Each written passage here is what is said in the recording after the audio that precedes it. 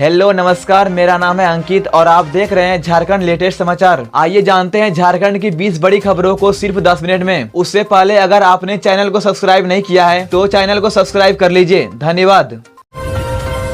जामताड़ा के मिहिजाम में नाली से मिला नवजात, लोगों की मदद से बची जान। जामताड़ा जिले के मिहिजाम कृष्णा नगर इलाके में मंगलवार सुबह हल्की बारिश के बाद अचानक हड़कंप मच गया।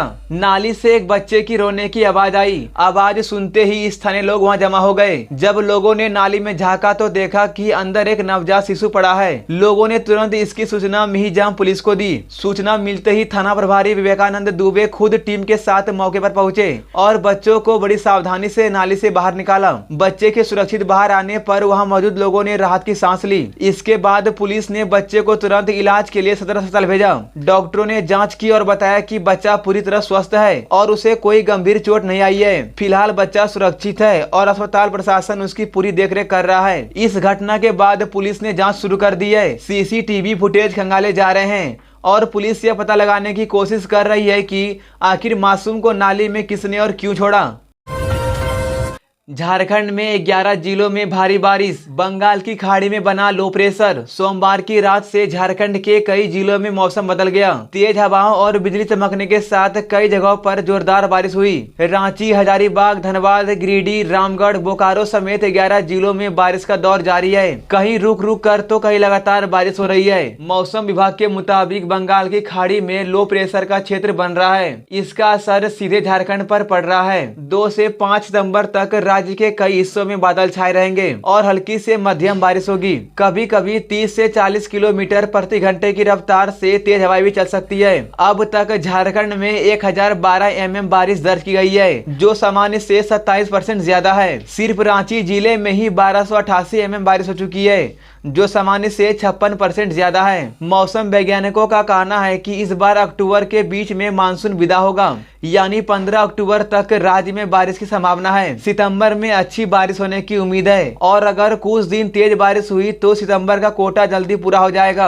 अगस्त महीने में झारखंड में 22 दिन बारिश हुई, लेकिन आंकड़ों में यह पिछले 5 सालों की सबसे कम रही। इस बार अगस्त में 251 mm बारिश हुई, जबकि सामान्य 290 mm होती है। गिरिडीह में महिला के साथ बर्बरता, चप्पल की माला पहनाकर पूरे गांव में घुमाया। गिरिडीह जिले के डुमरी थाना क्षेत्र के पिपराली गांव से एक हैरान कर देने वाली घटना सामने आई है। यहां ग्रामीणों ने एक महिला को चोरी के आरोप में बाल काट दिए, चप्पल की माला पहनाई और पूरे गांव में घुमाया। घटना का वीडियो सोशल मीडिया पर वायरल हुआ, जिसके बाद मामला सामने आया। सूचना मिलने पर डुमरी पुलिस मौके पर पहुंची और पीड़िता को थाने ले जाकर पूछताछ की। फिलहाल महिला को मेडिकल जांच के लिए अस्पताल भेजा गया है। इस मामले में पुलिस ने अब तक 3 महिलाओं को हिरासत में लिया है। एसडीपीओ सुमित प्रसाद ने बताया कि दोषियों पर सख्त कार्रवाई की जाएगी और किसी को बख्शा नहीं जाएगा। हजारीबाग में ज्वेलरी शॉप से 20 लाख की चोरी, सीसीटीवी में कैद हुई पूरी वारदात। हजारीबाग जिले के बरखट्टा में सोमवार देर रात बड़ी चोरी की घटना हुई। चोरों ने ज्योति ज्वेलर्स नाम की दुकान को निशाना बनाया। चोर दुकान का शटर और ग्रिल का ताला तोड़कर अंदर घुसे और करीब 20 लाख के सोने चांदी के गहने और नकदी लेकर फरार हो गए। दुकान के मालिक संजय सोनी ने बताया कि वो रोज की तरह रात 8 बजे दुकान बंद करके घर चले गए थे। सुबह मकान मालिक से चोरी की खबर मिलने पर वे पहुंचे तो देखा कि दुकान का शटर टूटा हुआ था और अंदर रखा हाई सिक्योरिटी लॉकर भी तोड़ा गया है। चोरों ने सीसीटीवी कैमरे को खराब करने की कोशिश की, लेकिन पूरी वारदात कैमरे में रिकॉर्ड हो गई। जैसे ही जानकारी मिली, बरकट्टा थाना पुलिस और बरही एसडीपीओ अजीत कुमार विमल मौके पर पहुंचे और जांच शुरू कर दी। पुलिस का कहना है कि सीसीटीवी फुटेज की मदद से आरोपी की पहचान की जा रही है और जल्दी उन्हें गिरफ्तार कर लिया जाएगा। इस घटना से इलाके के स्वर्ण व्यवसायी में दहशत का माहौल है। हाल के दिनों में यह तीसरी बड़ी चोरी है, जिसके बाद ज्वेलर्स ने प्रशासन से सुरक्षा व्यवस्था मजबूत करने की मांग की है। अब लड़कियां भी पढ़ेंगी नेतरहाट आवासीय विद्यालय में, सीएम हेमंत सोरेन की बड़ी घोषणा। झारखंड के मुख्यमंत्री हेमंत सोरेन ने मंगलवार को एक बड़ा ऐलान किया। अब नेतरहाट आवासीय विद्यालय में लड़कियां भी पढ़ाई कर सकेंगी। अब तक यह स्कूल सिर्फ लड़कों के लिए था, लेकिन अब बेटियों को भी यहाँ पढ़ने का मौका मिलेगा। मुख्यमंत्री ने यह घोषणा मंत्रालय सभागार में आयोजित नियुक्ति पत्र वितरण और मेघा सम्मान समारोह में की। इस मौके पर उन्होंने मैट्रिक और इंटर 2025 के टॉपर छात्रों को सम्मानित किया। टॉपर्स को लैपटॉप, मोबाइल, 125 सीसी स्कूटी और 3 लाख रुपए का चेक देकर सम्मान दिया गया। जैक बोर्ड के साथ ही CBSE, ICSE और CM स्कूल ऑफ एक्सीलेंस के छात्रों को भी सम्मान मिला। इसके अलावा आकांक्षा कोचिंग के सफल विद्यार्थियों को भी इस मौके पर सम्मानित किया गया। समारोह में मुख्यमंत्री ने नए चुने गए PGT शिक्षकों, सहायक आचार्यों और लैब सहायकों को भी नियुक्ति पत्र सौंपे। उन्होंने कहा कि सरकार लगातार शिक्षा व्यवस्था को मजबूत बनाने पर काम कर रही है ताकि बच्चों को बेहतर शिक्षा मिल सके। मुख्यमंत्री ने कहा कि नेतरहाट में लड़कियों की पढ़ाई की शुरुआत राज्य की बेटियों के लिए एक नया रास्ता खोलेगी। यह कदम उच्च स्तरीय शिक्षा में बराबरी का मौका मिलेगा। इसके साथ ही उन्होंने बताया कि झारखंड देश का पहला राज्य है जो छात्रों को विदेशी यूनिवर्सिटी में पढ़ाई करने के लिए स्कॉलरशिप देता है। सरकार चाहती है कि बच्चे आगे बढ़े और तकनीक के साथ कदम से कदम मिलाकर सफलता हासिल करें।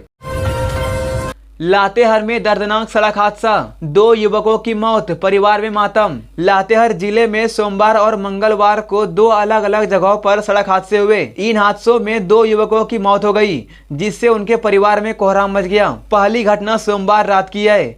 पथ की NH 39 पर अज्ञात वाहन ने बाइक सवार 20 वर्षीय शक्ति किशोर यादव को टक्कर मार दी। वह मनिका थाना क्षेत्र के कारी झरिया गांव के रहने वाला था।